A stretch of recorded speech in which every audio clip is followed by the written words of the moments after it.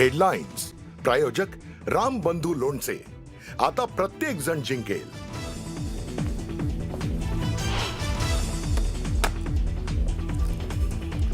राज्यातील जिल्हा परिषद आणि पंचायत समित्यांच्या निवडणुकांची घोषणा याच आठवड्यात होण्याची शक्यता. वरिष्ठ सूत्रांची माहिती. राज्य निवडणूक आयोगाच्या पत्रकार परिषदेच्या तारखेकडे सगळ्यांचं लक्ष.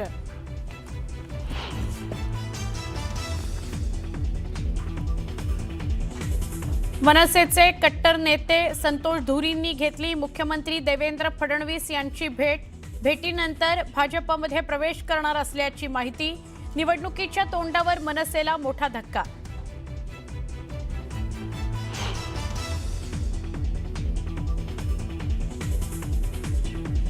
मुख्यमंत्री देवेंद्र फडणवीस यांची नागपुरात होणार प्रकट मुलाखत. युतीच्या उमेदवारांकडून मुलाखतीचं आयोजन. ठाकरे बंधूंच्या मुलाखतीला फडणवीसांची मुलाखत देणार टक्कर.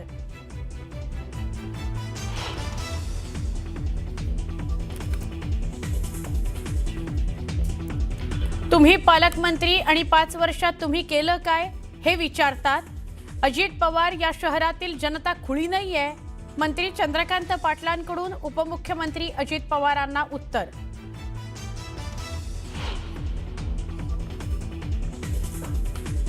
लातूरमधून विलासरावांच्या आठवणी पुसल्या जातील यात शंका नाही. जाहीर सभेत रवींद्र चव्हाणांचं वक्तव्य. काँग्रेसकडून तीव्र संताप.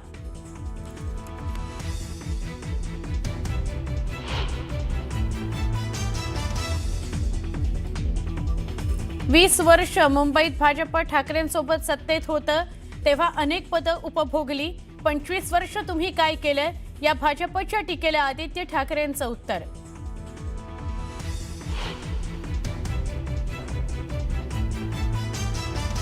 नवनीत राणांकडून काल भाजप तर आज युवा स्वाभिमानी पक्षाच्या उमेदवाराचा प्रचार.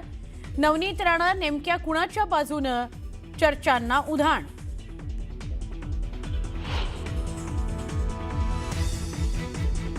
निवृत्त होतो असं मी म्हटलेलं नाही. निवृत्तीचे संकेत कुणी दिले.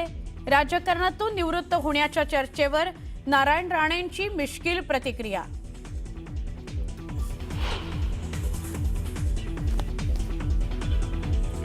महाराष्ट्र क्रिकेट असोसिएशनच्या निवडणुकीला मुंबई उच्च न्यायालयाची स्थगिती. रोहित पवार यांना धक्का. नातेवाईक राजकीय व्यक्ती आणि कार्यकर्त्यांची नावं मतदार यादीत घुसवल्याचा रोहित पवारांविरोधात आरोप.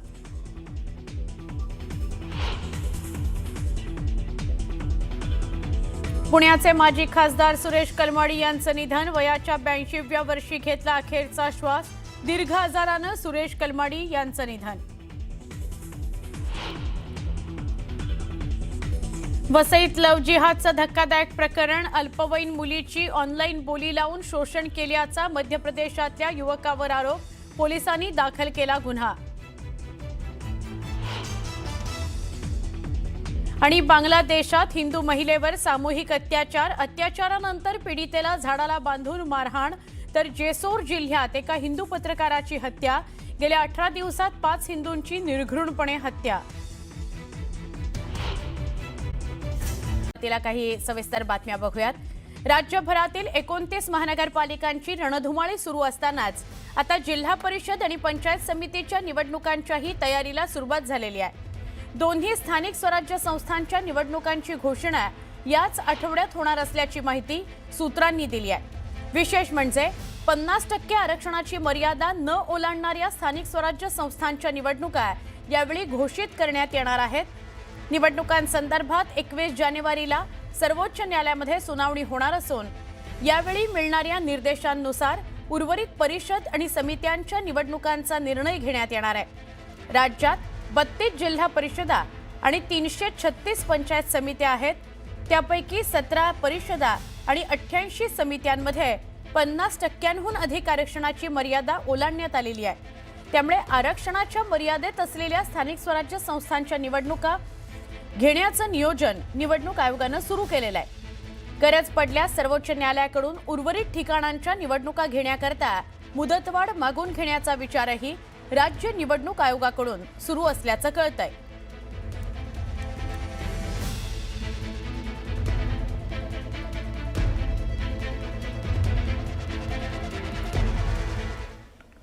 मनसेचे कट्टर ओळख असलेले संतोष धुरी आज भाजपमध्ये प्रवेश करतायत। वरिष्ठ सूत्रांकडून न्यूज 18 लोकमतला ही माहिती मिळते। मनसेत नाराज असलेल्या संतोष धुरी यांनी अखेर भाजपमध्ये जाण्याचा निर्णय घेतलेला आहे। संतोष धुरी भाजपमध्ये प्रवेश करणार असल्यानं भाजपनं मनसेला मोठा धक्का दिलेला आहे। वॉर्ड क्रमांक 194 मधून निवडणूक लढवण्याकरता संतोष धुरी इच्छुक होते, पण ही जागा ठाकरेंच्या शिवसेनेकडे गेली। ठाकरेंच्या शिवसेनेनं निशिकांत शिंदे यांना उमेदवारी दिली आहे। त्यामुळे इथं त्यांचा सामना एकनाथ शिंदे यांच्या शिवसेनेचे समाधान सरमणकर यांच्याशी होणार आहे। पुणे महानगरपालिका निवडणुकीमध्ये 2 दादांमध्ये जुंपलेली असताना आज मुख्यमंत्री देवेंद्र फडणवीसांनी इथं सभा घेतली, म्हणजे काल सभा झाली। यावेळी फडणवीसांनी जोरदार टोलेबाजी केली, शेरोशायरी केली आणि निवडणुकीत विरोधकांना पाणी पाजणारच असा इशारा सुद्धा दिला। खरं म्हणजे पुण्याची निवडणूक हळूहळू गरम होते। ते दादा बोलतायत, हे दादा बोलतायत, अण्णा बोलतायत। आता जरा निवडणुकीला रंग भरतोय। पण खरं तर मी असं म्हणेन की चर्चा ही जेवढी मागे जाईल तेवढा या ठिकाणी अनेकांना आपण काय केलं हे सांगावं लागेल आणि मग त्यातनं अनेक अडचणी निर्माण होतील। पण मी या निवडणुकीत ठरवलंय, मुंबईमध्ये मला थोडंसं बोलावंच लागतं, कारण उत्तर दिलं नाही तर लोकांना आपण दुर्बल वाटतो। पण बाकी माझा निवडणुकीचा फोकस हा पूर्ण विकासावर आहे। कारण आपलं एक तत्व आहे, शरीफ है हम किसी से लड़ते नहीं, शरीफ है हम किसी से लड़ते नहीं, वरना जमाना जानता है हम किसी के बाप से डरते नहीं। महाराष्ट्रात राहणारा प्रत्येक माणूस हा मराठी तर देशात राहणारा प्रत्येक जण हिंदूच आहे, असं वक्तव्य राज्याचे महसूल मंत्री चंद्रशेखर बावनकुळेंनी लातूरमध्ये केलंय। त्यांच्या वक्तव्यामुळे वाद होण्याची शक्यता आहे। मुंबईचा महापौर पदाबाबत बावनकुळेंनी सस्पेन्स वाढवलाय। मराठी महापौर करणार असा दावा ठाकरे बंधूंनी केलाय, पण निवडून आल्यानंतर महापौराबाबत ठरवू असं बावनकुळे म्हणाले। त्यामुळे मराठी महापौर आणि प्रत्येक व्यक्ती हिंदू आहे या बावनकुळेंच्या मुद्द्यावरून नवा वाद होण्याची चिन्ह आहेत।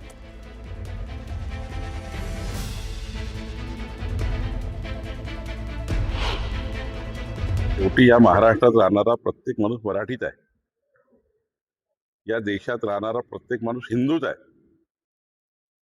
त्यामुळं हा आता याच्यावर उहापोहा करणे की कोण महापौर होणार, शेवटी निवडून ते उद्या, निवडून आल्यावर मग पार्लमेंटरी बोर्ड आहे, आमचा पक्ष ठरेल, पक्ष बसेल, आमचे त्या ठिकाणी सर्व पार्लमेंटरी बोर्डाचे लोक बसतील, त्यातनं मग महापौराची निवड होईल। आज हा प्रश्नच नाही ना महापौर कोण व्हावा, आज प्रश्न आहे की आम्ही 51% 2/3 बहुमताने महायुती जिंकेल एवढंच आज समोर आहे। महापौराबद्दल कुठलीही चर्चा झाली नाहीये, कुठेही आज या विषयाची चर्चा नाहीये, कोण महापौर बनेल।